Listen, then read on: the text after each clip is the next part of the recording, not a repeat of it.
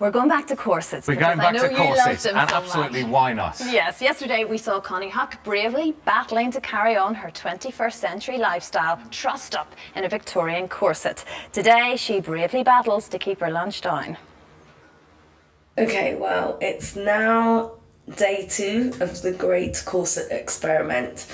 It's 7:15 in the morning. I've got up and got ready for work, and I'm about to put the corset on.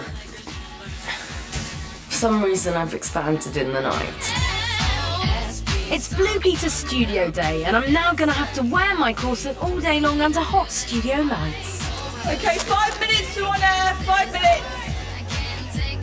Though it feels really awkward and alien to me, Victorian girls were strapped into corsets from the age of 4. The corsets could have devastating effects on their body shape.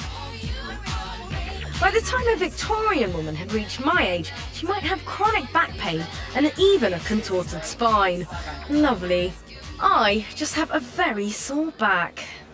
I'm feeling really tired. I don't have an appetite in this thing, but I just took a bite of a sandwich now and I can actually feel the food in there. Everything's squished up. It's not good. It doesn't feel good. I think I need to go and see a doctor to find out what this thing is doing to my insides. It's back to see Professor Stephen King, my medical advisor, to find out just what's going on inside me. Doctor, I feel faint. I have many symptoms. To start with, I've been wearing this the last 2 days nearly. I'm finding it difficult to eat. When I do eat, it seems to pass out the other end quite quickly, but because I don't have an appetite, I'm not eating much in the first place. This is not surprising. The impact of the corset is to push up your stomach, your internal organs into your stomach. So you effectively lose about 1/3 of your stomach capacity, as well as some of the blood supply to the stomach. So you should feel less hungry and be less able to digest food. But the other impact is to push up the colon so that food comes out of your stomach much more quickly. And so you should feel that sort of rise in metabolism. So faster metabolism? Absolutely. The other effect is to take your colon to only half the size it should be. So one irregularly shaped piece of food, everything else backs up behind it. And backlog. And then you've got 2 days in which you need to pass that food, and if you don't, your colon elongates and it can eventually explode and you can get a pierced colon.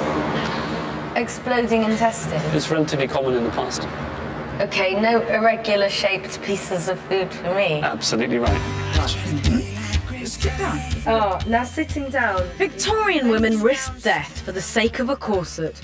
But why on earth did they put themselves through all of this?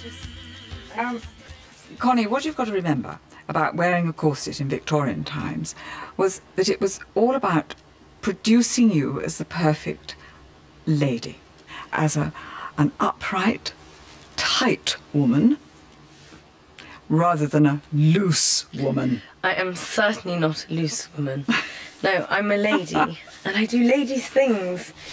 The social pressure to be morally upright was so great that women suffered the pain and risks of wearing a corset for another 70 years before finally freeing themselves from its constraints in the 1920s. Connie, I think what we take from this is that whether you're just starving yourself, you're just not eating enough, or you're putting a corset